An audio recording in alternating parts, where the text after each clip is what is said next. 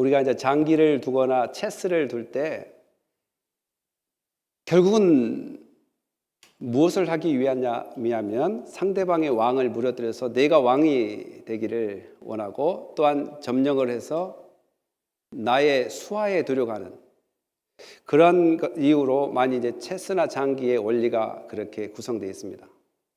물론 체스나 장기가 한국인은 장기고 미국인은 체스, 근데 게임 룰이 좀 다릅니다. 그렇지만 좀 약간 비슷한 이야기를 하자면 그렇게 되는데, 이런 게임뿐만 아니라 인생에 있어서도 마찬가지로 사람들이 늘 다 그러지는 않지만 대부분의 사람들이 first, 첫째가 되려고 하고 으뜸이 되려고 하는 때가 많이 있습니다.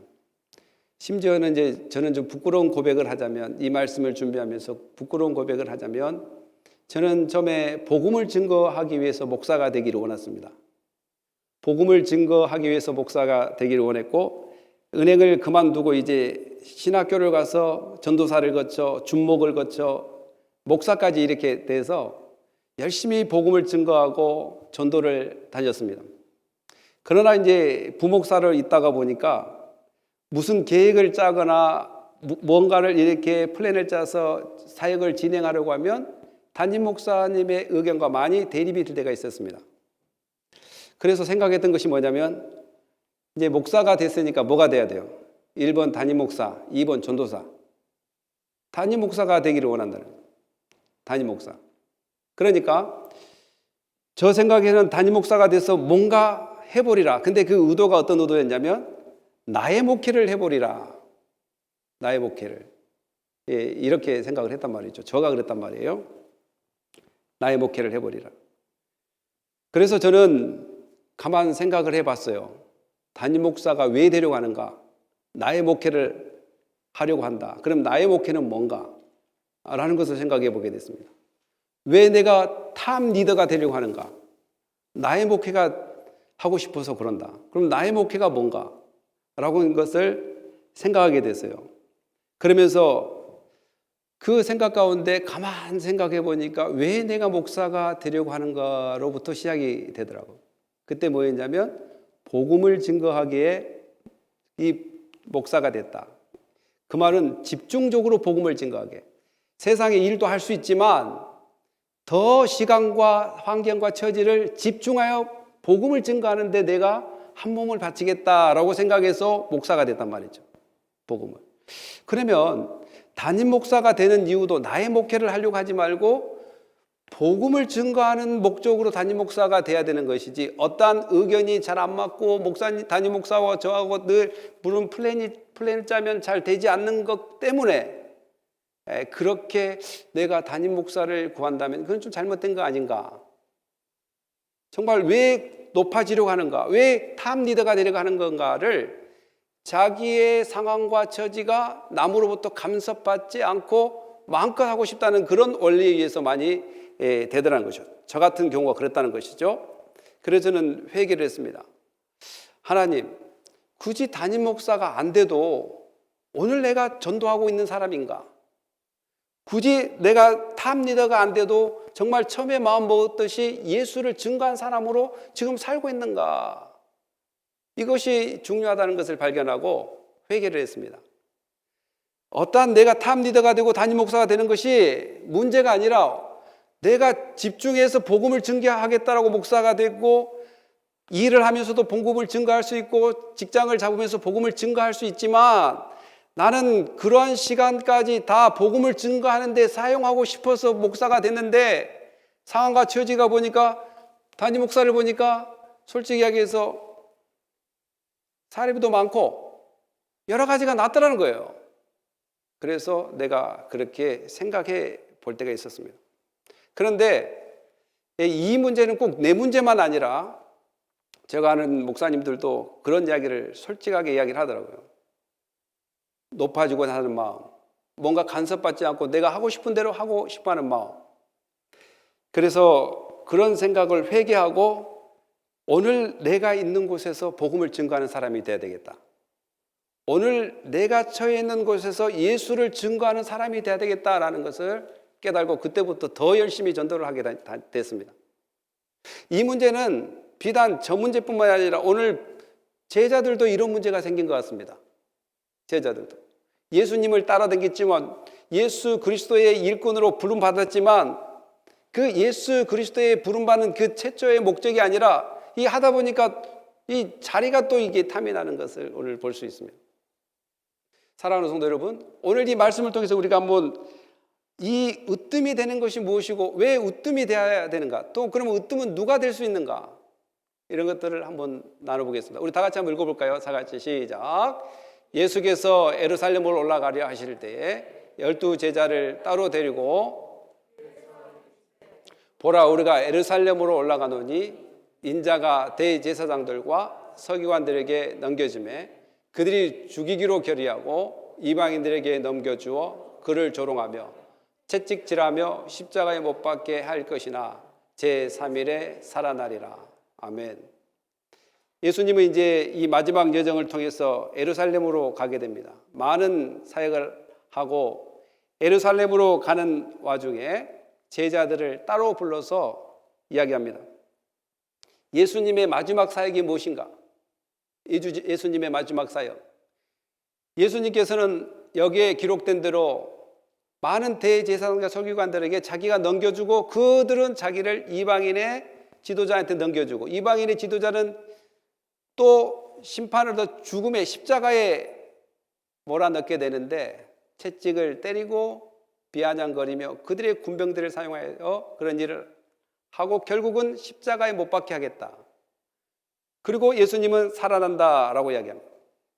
여기서 이제 십자가에 못 박힌다 말은 여러 성경에 나오지 않지만 마태복음 처음 여기서 나오게 됩니다. 십자가에 못 박혀 된다는 그 예언을 예수님께서 제자들을 따로 만나서 마지막 사역. 성경에서는 이 마지막 사역에 대해서 적어도 마태복음은 16장에도 나오고 17장에도 나오고 오늘 이 본문에 3번 나오지만 오늘 강한 어조로 이 제자들을 따로 불러서 이야기합니다. 물론 간접적으로 예수 그리스도의 십자가에 달려서 죽고 다시 부활한다는 말은 있지만 직접적으로 이렇게 이야기한 것은 크게 3번입니다. 물론 마가복음도 3번 나오고 이런 이야기를 통해서 예수님이 이제 마지막으로 제자들에게 가르친다는 것이죠. 예수님이 오신 목적이 바로 이 땅에 복음을 증거하러 오셨고 그 복음의 증거가 뭐냐면 자신이 십자가에 못 박혀 죽는 것을 제자들을 통해서 가르치고 있는 것을 보게 됩니다. 그런데 이 이야기의 이 중요한 이야기를 하고 난 다음에 벌어지는 일이 뭐냐면 오늘 이 사건입니다. 다 같이 한번 읽어봅시다. 21절 시작. 그때 세베대의 아들의 어머니가 그 아들들을 데리고 예수께 와서 절하여 무엇을 구하니 예수께서 이르시되 무엇을 원하느냐 이르되 나의 이 2 아들을 주의 나라에서 하나는 주의 우편에 하나는 주의 좌편에 앉게 명하소서.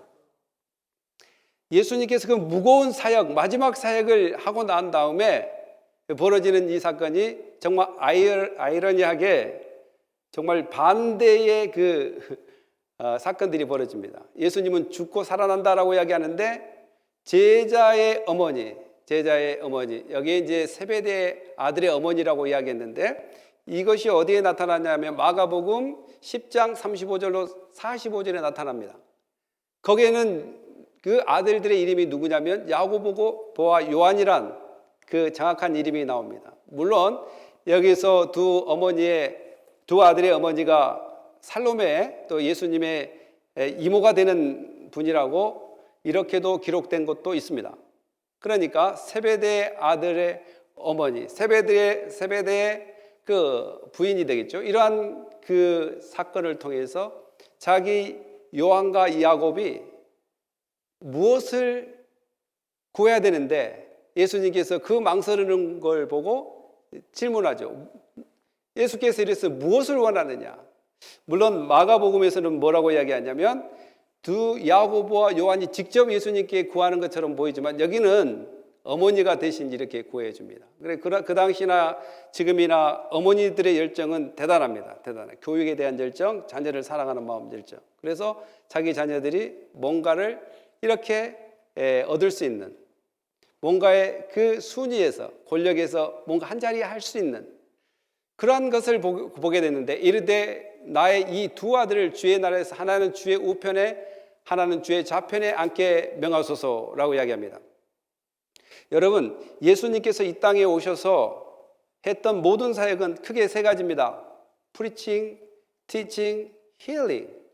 그러니까 가르치고 선포하고 고쳤던 이 사역을 가만 뒤돌아보면 옆에 몰려들었던 사람이 어떤 사람이죠? 대부분 좌편이나 우편에 죄인들밖에 없었습니다. 좌편이나 우편에 죄인들밖에 없어요. 그리고 더 나아가서는 마지막 십자가에 죽을 때까지, 우리 한번 읽어봅시다. 마태복음 27장 38절 시작. 이때 예수와 함께 강도들이 십자가에 못 박히 하나는 우편에 하나는 좌편에 있더라. 이 땅에 오셔서 세 가지 사역을 중점적으로 해 나가는 와중에 예수님의 좌편과 우편은 모든 사람들이 죄인이었습니다. 그리고 마지막 십자가에 돌아가실 때도 끝까지 죽음의 순간까지 죄인이 옆에서 좌편에 우편에 있었다는 사실. 그런데 이 이야기를 보면서 예수 그리스도의 그 모든 일생을 같이 3년 동안 3년 반 동안 했던 제자나 제자의 어머니가 바라본 것은, 예수님의 옆에서는 죄인들이 몰려들고 죄인들이 바로 구원받는 통로가 된다는 것을 발견하지 못하고 자기 자녀들이 뭔가 한 자리를 원하게 하는 그러한 모습을 우리는 이 성경을 통해서 발견하게 됩니다. 우리가 예수 그리스도를 닮아간다는 것이 무엇일까요? 예수 그리스도를 따라간다는 것이 무엇일까요?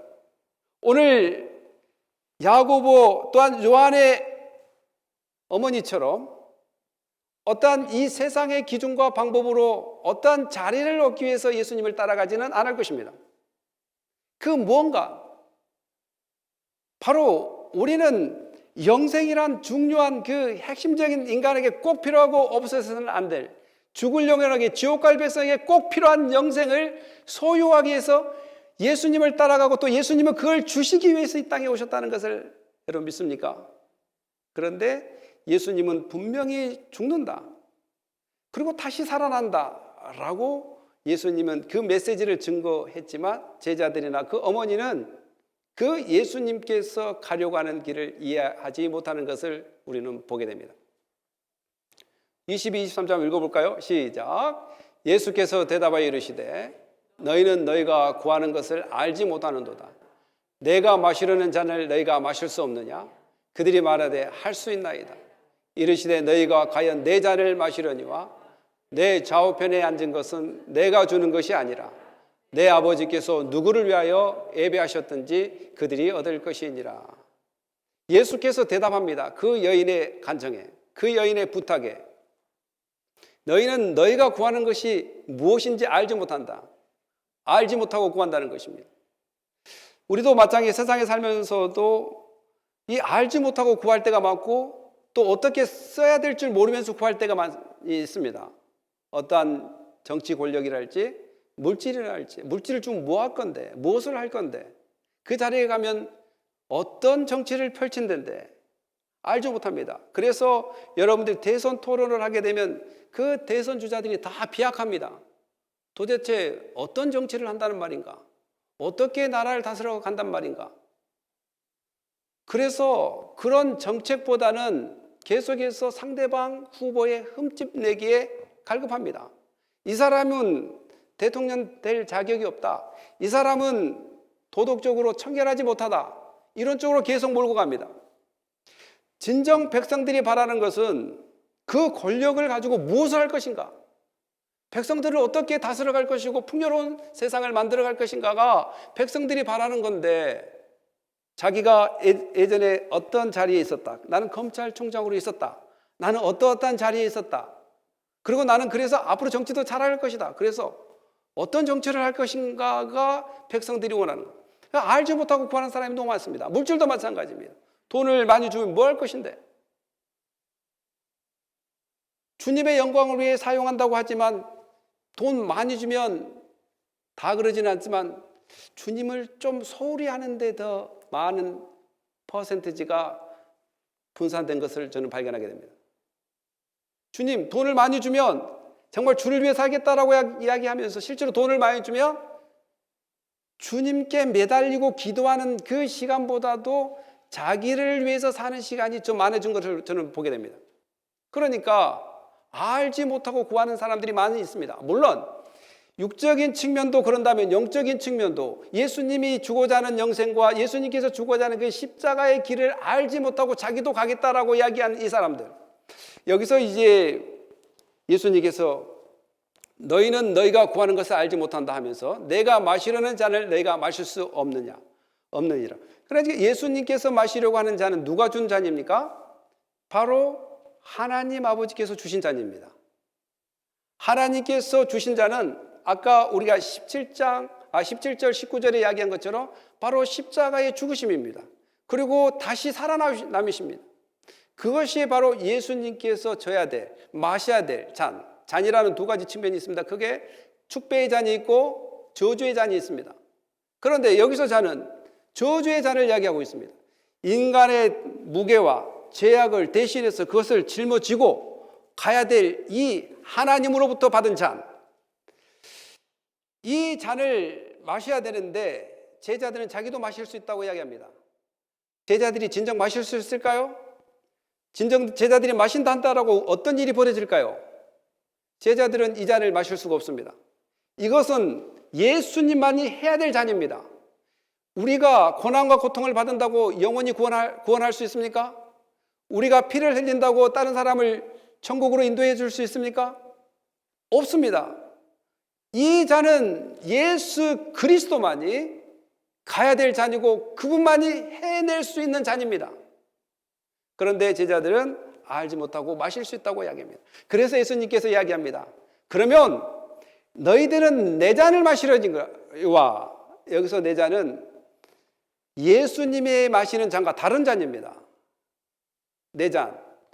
예수님께서 제자들에게 가르친 잔이 뭐냐면 우리 사도행전 3장 14절 15절 읽어봅시다. 너희가 시작. 너희가 거룩하고 의로운 이 길을 거부하고 드려 살인한 사람을 놓아주기를 구하여 생명의 주를 죽였도다. 그러나 하나님이 죽은 자 가운데서 그를 살렸으니 우리가 이 일의 증인이라. 아멘. 제자들이 마시는 잔은, 이 설교는 베드로가 한 설교입니다. 그 나면서 걷지 못한 그 사람을 살려내고 성전 문문 앞에서 살려내고 많은 백성들이 놀라기 때문에 왜 놀랐느냐? 이것은 나의 힘으로 된 것이 아니라 바로 하나님의 능력, 바로 너희들이 죽였던 예수 그리스도의 능력으로 살아난 거라는 것을 이야기하면서 이렇게 설교하면서 곧 그들의 정체성이 누구냐? 제자들의 정체성이 누구냐? 바로 예수 그리스도가 죽었다고 살아난 것을 증거하는 증인의 삶을 살 때 일어난 고난과 고통의 그 잔을 예수 그리스도의 제자들이 마신다는 사실입니다. 그러니까 예수 그리스도의 그 증인된 삶, 예수 그리스도를 나타내는 삶, 예수 그리스도께서 우리에게 영생을 주셨고 그 영생을 주시기에 죽으시고 부활하시고 다시 살아나시사 하늘에 오르시고 하늘 보좌 위에 오늘도 우리를 위해서 기도하신 그 예수 그리스도를 증거하는 잔을 마셔야 된다, 마신다라는 것입니다. 그러니까 예수님께서 마시는 잔하고 제자들이 마신 잔을 똑같이 여기면 안 된다는 거예요. 조금 순종하고 조금 고통당하는 걸 가지고 예수님의 고난과 비교하지 마라. 그분은 그분만 할 수 있는 것, 그 누구도 대신해 줄 수 없는 것입니다. 그래서 제자들이 그 길을 사실 갑니다. 증인의 삶을 삽니다. 증인의 삶을 살다가 제자 중에 먼저 순교를 했던 사람이 오늘 이야기한 야고보입니다. 사도행전 12장 2절에 야곱이 헤롯의 칼에 맞아 죽습니다. 물론 베드로도 그 함께 있어서 죽을 상황이었는데 하나님의 도우심으로 나오게 됐지만 선교를 하면서 순교했던 야고보가 바로 제자들의 1인 순교자가 되는데 그 순교와 예수님이 십자가에 죽은 것은 엄연히 다르다는 것. 마찬가지로 요한도 고백을 했듯이 요한계시록 1장 9절에 그는 persecution, 어떤 그 고난과 고난 가운데, 고통 가운데 밤모섬으로 유배되는 그러한 사건도 겪게 됩니다. 이건 모두가 예수 그리스도를 증거하긴 증인의 고통이지 예수님이 받는 사람을 살려내는, 영생을 살려내는 고통이 아니라는 것.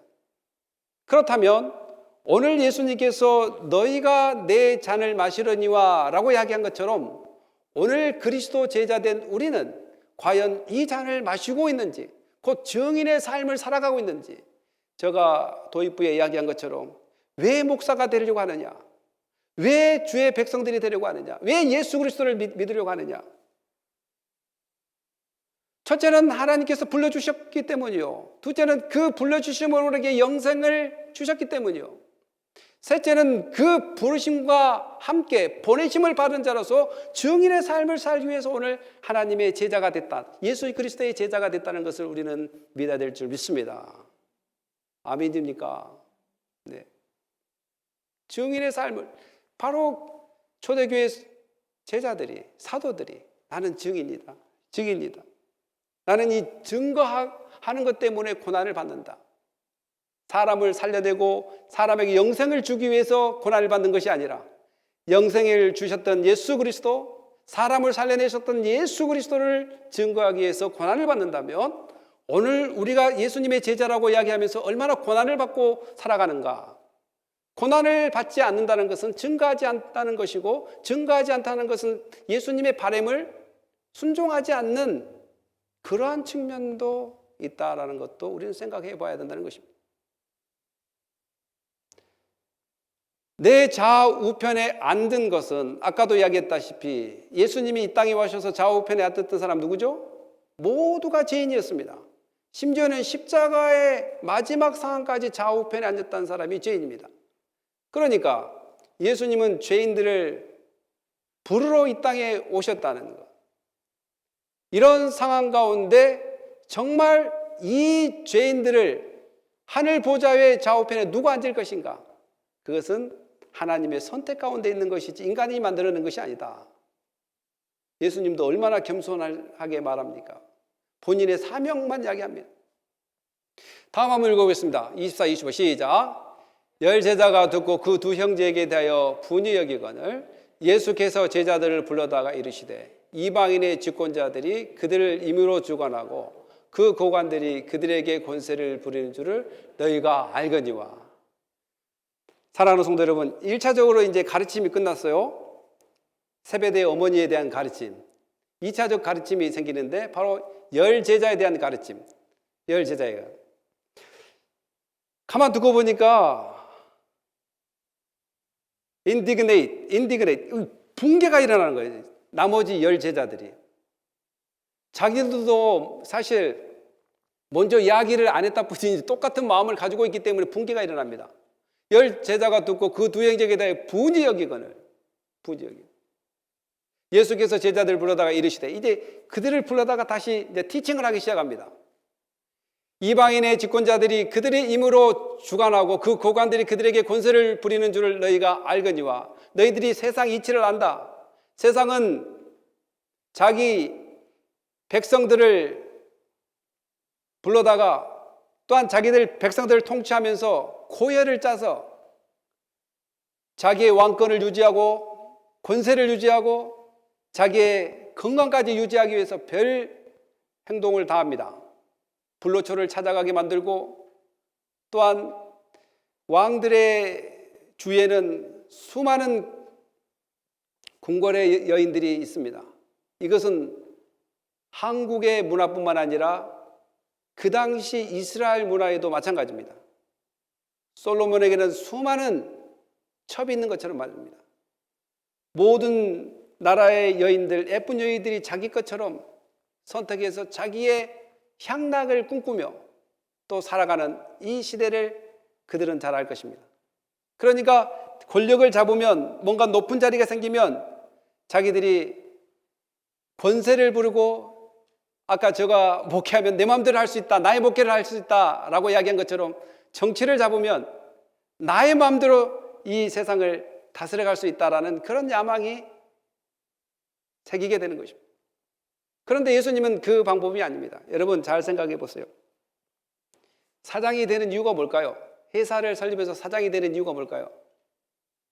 단순히 사장 되기 위해서 사장이 되는 것이 아니라 사장이 어떠한 프로덕션, 어떤 생산물이나 계획을 통해서 물건을 팔거나 아니면 계획을 통해서 얻어진 수익을 통해서 부를 이루는 것이 회사를 설립하는 목적입니다. 단순히 사장 되기 위해서 사장이란 말을 들기 위해서 사장을 되는 것이 아니고 회사를 만드는 것이 아닙니다. 목적이 뭔 것인가? 소득을 증진시키고 이익을 내서 잘 살기 위하여 사장을 되는 거 아니겠습니까? 목회도 마찬가지예요. 목사라는 직책 자체가 문제가 아니라 목사를 통해서 무엇을 할 것인가? 오늘 제자로 부름을 통해서 무엇을 할 것인가? 예수 그리스도께서 말씀하는 증인의 삶을 살아야 될 것인가? 아니면 어떠한 권력에 세상 사람이 취하는 그 권력에 탐을 내서 그렇게 살 것인가? 예수님의 부름의 목적은 그것이 아니었기 때문에 그들에게 권세를 부리는 걸 보면서 제자들은 탐도 났을 것입니다.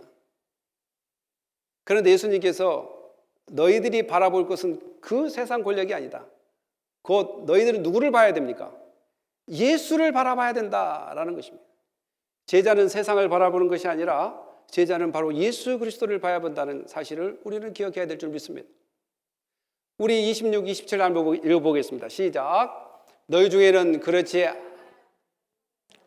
누구든지 크고자 하는 자는 너희를 섬기는 자가 되고 너희 중에 누구든지 으뜸이 되고자 하는 자는 너희의 종이 되어야 하리라. 우리가 이 구절을 읽으면은 여러분 예수 그리스도를 닮아야 된다고 이야기하면서 이 구절을 읽으면 가장 생각나는 것이 떠오르는 것이 무엇이 있습니까? 예, 맞습니다. 대부분 예수님이 제자들 발 씻어준 것만 생각합니다. 예수님이 발을 씻어주고 없는 사람 도와주고 이렇게 나눠주고 힐링하고. 그런데 예수님의 여정을 보면 발 씻어준 것은 잠깐이에요. 예수님의 여정을 보면 발 씻어준 것은 잠깐이에요. 너희 중에 그렇지 아니하나니 너희 중에 누구든지 크고자 하는 자는 너희를 섬기는 자요 으뜸이 되고자 하는 자는 종이 된다. 그러면 으뜸이 되는 자가 종이 되고 크고자 하는 자가 섬김이 된다. 그러면 좀 이거 어떻게 된 겁니까? 크고자 하는 자가 종이 돼야 되고 섬기는 자가 돼야 되고 으뜸이 되는 자가 종이 된다. 저번에 우리가 이야기했다시피 먼저 된 자가 나중되고 나중된 자가 먼저 되고 이건 바로 이꼴이란 말이에요. 이꼴. 크든 작든 섬기는 자만 되면 뭐가 된다고요? 큰 자가 되고 으뜸이 된다는 거죠. 그러면 어떻게 섬겨하는 자가 중요하잖아요. 섬기는 자가 되면 으뜸이 되고 큰 자가 된다고 하는데 그러면 섬기면 되는 거잖아요. 그러면 어떻게 섬겨야 될까? 우리가 한번 읽어보겠습니다. 시작. 인자가 온 것은 섬김을 받으려 함이 아니라 도리어 섬기려 하고 자기 목숨을 많은 사람들의 대속물로 주려 함이니라. 인자가 온 것은 예수 그리스도께서 이 땅에 오신 섬김을 받으려 함이 아니라 도리어 섬기러 왔다. 자, 이제 여기서 예수님의 여정을 한번 생각해 봅시다. 예수님이 발만 씻었는가? 가장 핵심적인 그 사역이 메시아 사역이었는데 바로 예수님은 제사장이요, 선지자요, 왕의 사역을 했던 분입니다. 바로 이 세 가지를 합쳐보면 다윗 왕도 하나님의 말씀을 따라 하나님을 드러낸 사람이고 선지자들도 하나님의 말씀을 선포하고 하나님의 말씀을 드러낸 사람이고 제사장도 하나님의 말씀에 따라 예물을 드리고 제사를 인도하고 성도들을 말씀으로 양육하고 모든 것들이 하나님과 연결되어 있습니다.